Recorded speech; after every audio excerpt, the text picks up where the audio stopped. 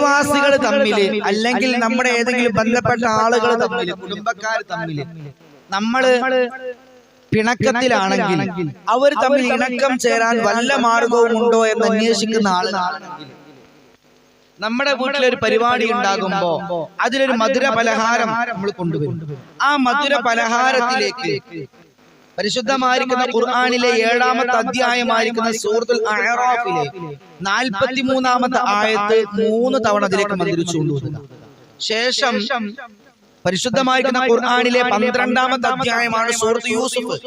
ആ യൂസുഫ് സൂറത്തിലെ 29-ാമത്തെയും 30-ാമത്തെയും ആയത്തുകൾ 3 തവണ വീതം ഓതിയിട്ട് അതിലേക്ക് മന്ത്രിച്ചു ഓതിയിട്ട് നമ്മളോട് ആരാണോ പിണക്കമുള്ളത് ആ പിണക്കമുള്ള ആളുകളിലേക്ക് അത് ഭക്ഷിക്കാൻ വേണ്ടി കൊടുക്കുകയാണെങ്കിൽ